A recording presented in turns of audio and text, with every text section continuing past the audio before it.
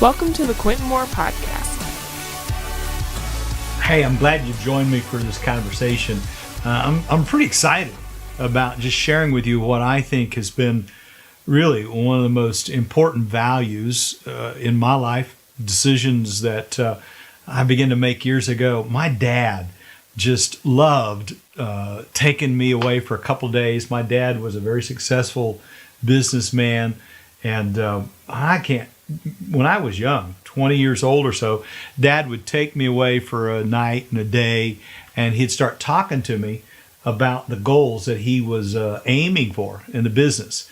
And he began to involve me in that process. And I got to tell you, he used to say to me all the time, son, there are things you can do that really mess up your life, or there are things you can do that can really benefit your life. And if you can identify those and put your energy into it, he said, you can be more successful and more significant in everything that you accomplish in your life. So I'm really just sharing a conversation with you that my dad used to share with me. And he'd make me read a book or two, and he would talk about it and would rehearse it. So as I'm talking to you about goals, I want you to understand, don't overwhelm yourself. If you can identify one or two things, make quality decisions, and live up to those one or two things in your life, you can really alter it. All the time I have people ask me, well, what is a goal? Well, Webster Dictionary gives a great definition. It's an aim, or it's a purpose in your life. So goals are the purposes of why you get up and do what you do. It's what you're aiming for. And the goal is the ongoing pursuit of a worthy objective until you accomplish it. It's an ongoing pursuit of a worthy objective, and you keep pursuing it until it's accomplished. Ongoing means it's a process. Listen, a goal is not something that you accomplish just today. That's a to-do list. A goal is it's an ongoing reality. It takes time. It's something that you have to have some steps to, and so it's an ongoing process. It's a pursuit. I have to chase goals. There's things I'm still chasing. In fact, that's part of the excitement of it. If you got some big goals and you're trying to chase them down, you get up. I mean, if you want to be the Super Bowl champs, it's a journey to get there. I don't believe Joe Montana accomplished what he did just in a short period of time. There was some development of some abilities and some talents and some skills. Had to learn some plays. Some of the goals in our lives are going to take a pursuit, which means you're going to have to learn some skills and some talents in order to do it. So that ongoing pursuit of a worthy, something that's worthwhile, something that's good and pure and honest and true, and that can endure through the challenges of our life until it's accomplished, which suggests that you do whatever it takes to get the job done. I wouldn't suggest that you go about identifying and setting goals if you haven't got the determination to see them done. That's just a fantasy. I'm not talking about fantasies. I'm talking about this ongoing pursuit of a worthwhile thing in your life, in the life of your family, in your work. And setting and achieving goals is literally the only way I know to be able to assess your life, to enjoy your life, to clarify those things that you're trying to reach for. Helen Keller makes a great statement. I remember reading this, I think when I was in high school. She said, life is either a daring adventure or it's nothing at all. Helen Keller, it's either a daring adventure. When people tell me they're bored, I want to say, well, set some goals. If you're bored, set some goals and put some energy towards the accomplishment of that goal. They're really just predetermining those things that you want to see in your life. Think big, act big, set huge ideas that you want to have, and something that takes a vast amount of energy to accomplish. It's probably one of the difficulties in our culture is we just want to be casual. Well, listen, you never become Super Bowl champs. You never win NBA titles if you're casual about it. You have to be engaged in it, deliberate. So I'm trying my best in this moment just to be conversational with you and not just get motivated to because I'm just convinced that if you can identify your abilities and you can motivate yourself to use the skills and the abilities that you have, your performance will just go up exponentially. And I'm going to say it again, identify the abilities, the talents, the skills, the gifts that you have. Motivate yourself to use those skills, and you'll perform in up to a winning champion type of individual. I think some of the difficulty is we've been so critical of ourselves in our weaknesses rather than identifying our strengths and our abilities and motivating ourselves to use them to accomplish goals in our lives. So the identification and the writing down of goals will release that kind of motivation and everything around you. And the other thing it'll do is it'll empower your spouse, it'll empower your children. Listen, if you're not the leader at work, let me tell you how to influence what's going on at work. Not everybody can be the boss. Not everybody can be the lead person.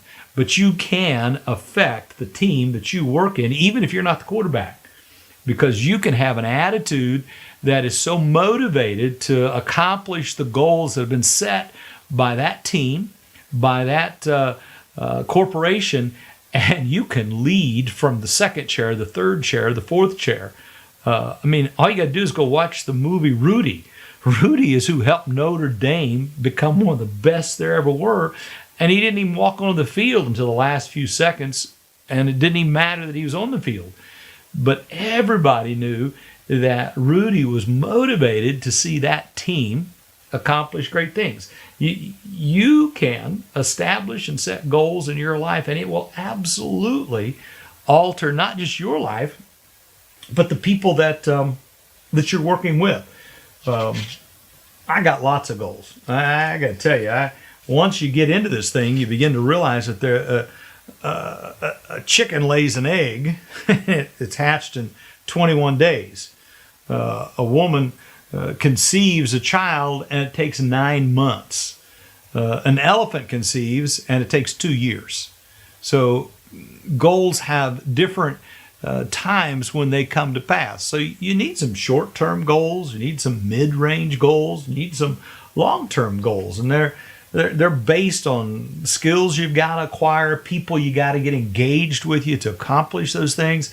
So I've got all kinds of goals. There are short-range goals, there are mid-range goals, and the minute one goal is completed, I move on to the energy. It's kind of like this synergy of accomplishing something one after the other. It's kind of like repeat it, and as you repeat it, the energy level goes up around you. And every once in a while, someone will talk to me about how, I just don't have the opportunities. Listen, the world is big. The world is large. There's not a lack of ideas. You can be the next Steve Jobs.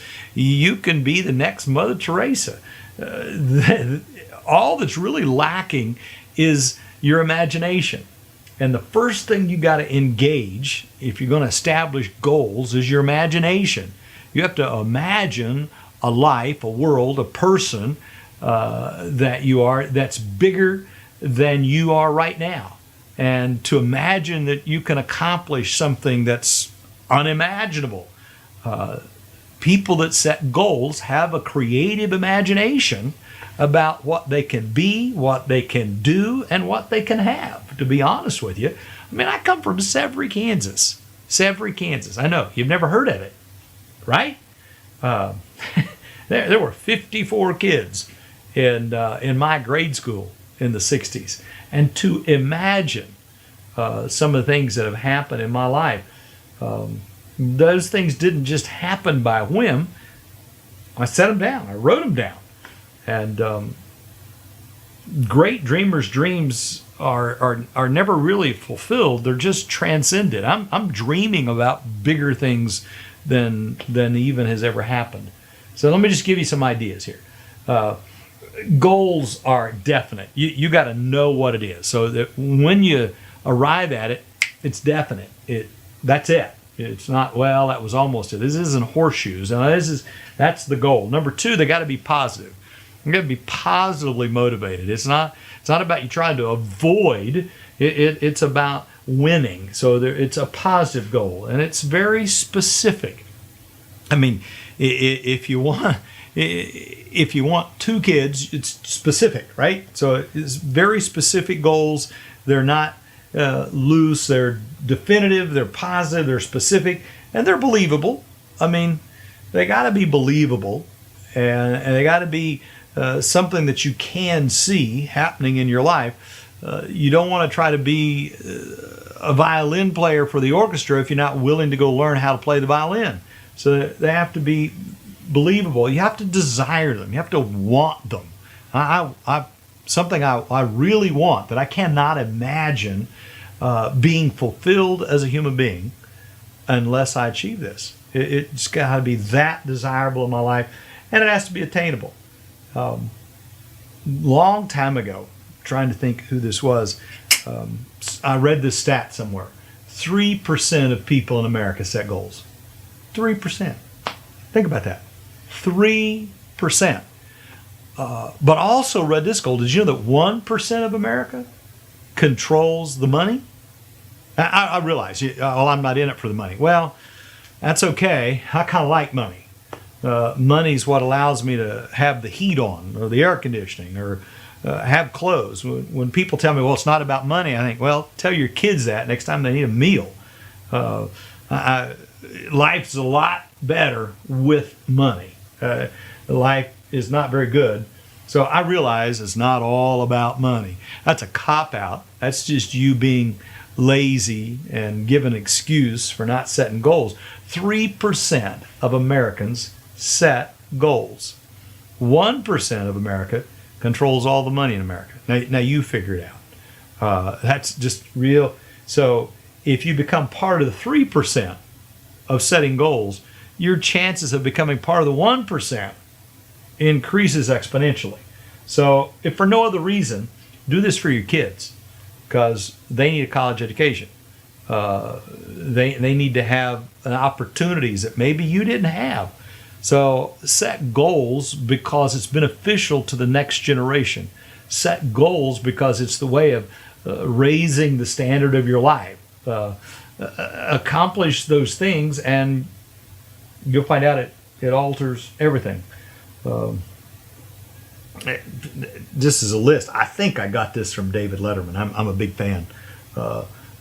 Your most important goals got to be yours. My goals don't belong to anybody else. They weren't imposed on me. They're my goals. Secondly, they got to be meaningful. When I accomplish that goal, what did it mean in my life? That's David Letterman. They got to be mine. They got to be meaningful.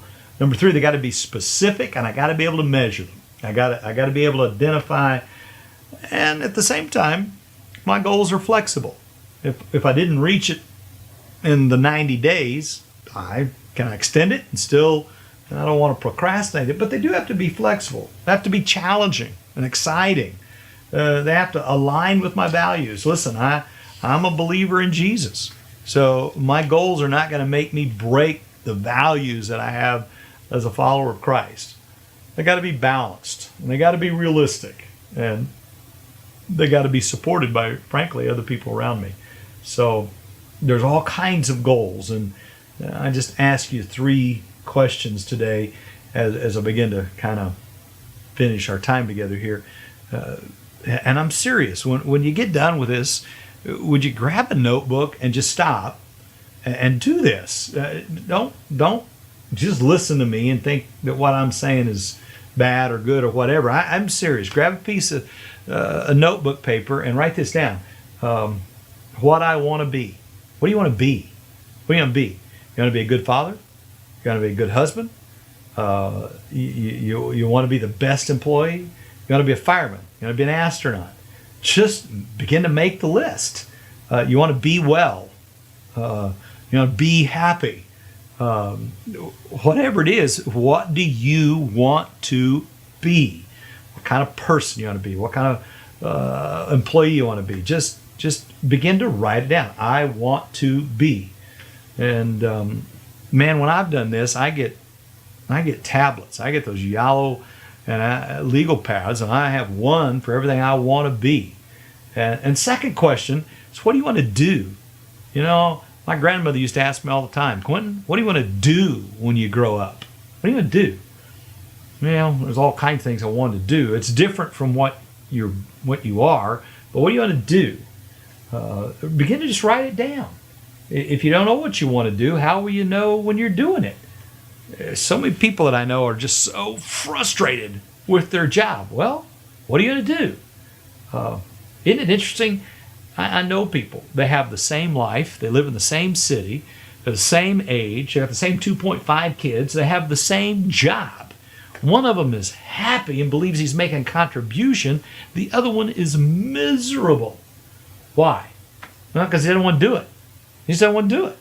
Well, all the time, walk up to me, I don't want to do my job. Well, what job do you want to do? You know, God created work because work helps us to become the person God created us to be. It builds character. So, second question, what are you going to do? And third question, which I find very motivating, is what do you want to have? What do you want to have? I mean, what do you want to wear? What do you want to eat? Where do you want to go? What do you want to have? These three questions drive all of us. What I want to be, what do I want to do, and what I want to have. Now, these are dream lists. Just write down anything that comes to your mind. It's just a dream list. And when you get done writing it down in 20 minutes, put it aside, wait a day or two, and go back and keep writing. Just let the wells of your soul just out of there. Don't not write something down because you think it's too big. That's not the point. This is just the dreaming stage of identifying all the things you want to be, all the things you want to do, and all the things you want to have. This is how it starts. You just gotta dream a little bit, imagine a little bit, begin to see beyond the moment that you're in. So, again, appreciate you taking the time to listen. Every once in a while, I'll look at someone and say, well, you need this. And I really believe this. You need this. I got 100 million things to be doing. I'm doing this because I believe this will help you. I started out the first podcast by asking you if there was something you could do that would hurt your life, or there was something you do to help your life. I'm doing this because I believe in helping you. I've helped myself. If I can deposit something into one of you that benefits you, it helps the society, the culture in which I live. So thanks for stopping by. If this is helping you, hey, tell a friend. Share it on Facebook. I don't know. Text them, Skype them, but catch them over here to the podcast. Tell them we're talking about goals. Tell them they can catch up. Tell them they can do this on their lunch hour. And take the time. Listen to me. Take the time to answer the three questions that I gave you. Do the homework. And I'll see you next time. God bless. Thanks for listening to this episode of the Quintin Moore Podcast. You can connect with Quintin online at quintinmoore.com or on social media using @BishopQuintin.